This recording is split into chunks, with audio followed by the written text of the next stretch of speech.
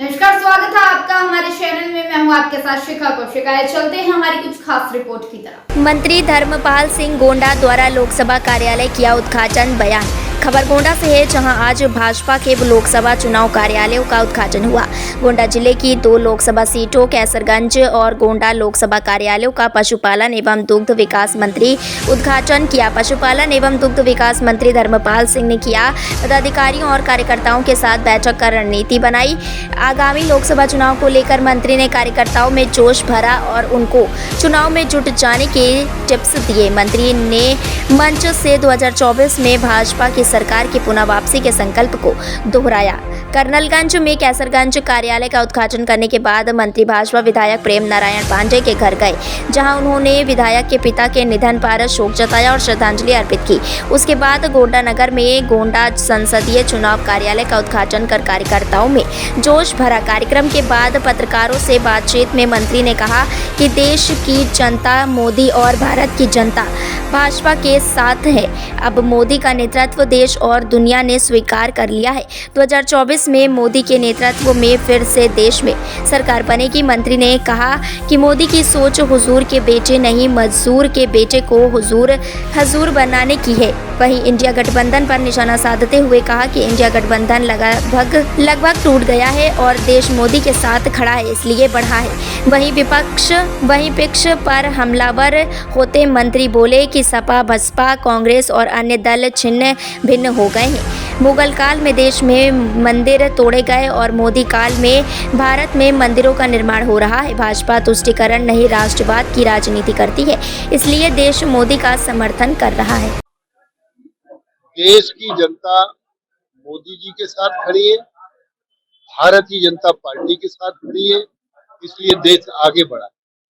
तो इस नाते से उत्तर प्रदेश 80 लोकसभाएं भारतीय जनता पार्टी के पक्ष में प्रचंड बहुमत से जीत रहे हैं। उत्तर प्रदेश की जनता ने माननीय मोदी जी का नेतृत्व स्वीकार कर लिया है, क्योंकि माननीय मोदी जी को का नेतृत्व दुनिया ने स्वीकार किया है। आज देश आर्थिक दृष्टि से, सामरिक दृष्टि से मजबूत है। तो इसलिए 2024 के चुनाव में प्रचंड बहुमत से माननीय मोदी जी लोकसभा कर सरकार भारतीय जनता पार्टी की बने।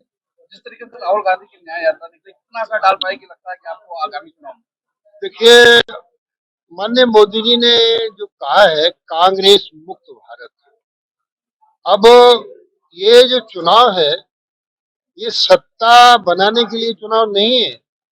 ये चुनाव भारतीय जनता पार्टी की, मोदी जी की सरकार दिल्ली में केंद्र में बनेगी तो जो जवाहरलाल नेहरू का नैरेटिव है, जो जवाहरलाल नेहरू का सोच है, वो कांग्रेस मुक्त तो धीरे धीरे हो चुका है। उसी सोच से अब हिंदी को महत्व दिया जाना, MBBS की पढ़ाई हिंदी में और टेक्निकल पढ़ाई हिंदी में। माननीय मोदी जी चाहते हैं अब हजूर के बेटे ही हजूर ना बने, मजूर के बेटे भी हजूर बने, इसलिए शिक्षा पद्धति में भी परिवर्तन हो रहा है।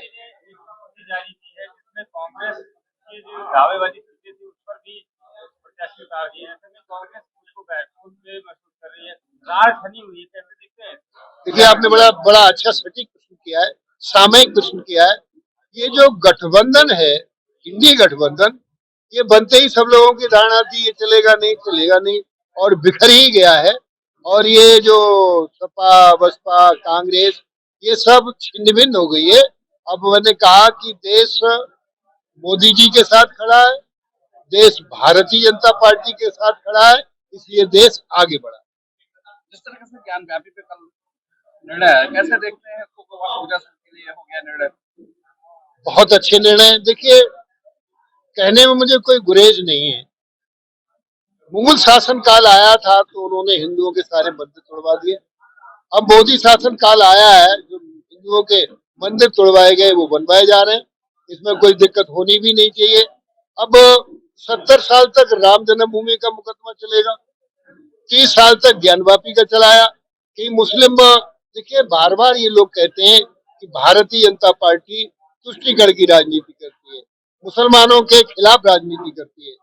भारतीय जनता पार्टी किसी के खिलाफ राजनीति नहीं करती है। भारतीय जनता पार्टी राष्ट्रवाद की राजनीति करती है, पहले ये लोग कहते थे कि हमें न्योता नहीं दिया, अब न्योता दे दिया तो हम जाएंगे नहीं। क्यों नहीं जाएंगे? राजनीति ये कर रहे हैं, इसलिए नहीं जाएंगे कि मुस्लिम वोट नाराज ना हो जाए। तो मेरा तो सीधा सीधा मानना है, भारतीय जनता पार्टी ने जो माननीय मोदी जी ने कहा है, एक भारत श्रेष्ठ भारत आत्मनिर्भर भारत। धन्यवाद। आपने मुगल काल और मोदी काल का अब धन्यवाद दे दिया, धन्यवाद दे दिया। आप उसके पहले के काल अब आप नहीं बोलेंगे, अब आप कहते रहो। उम्मीद है आपको हमारी खबर अच्छी लगी होगी। हमारे चैनल को लाइक, सब्सक्राइब और शेयर करना मत भूलिए। ऐसी ही खबरों के लिए बने रहे मेरे साथ। नमस्कार।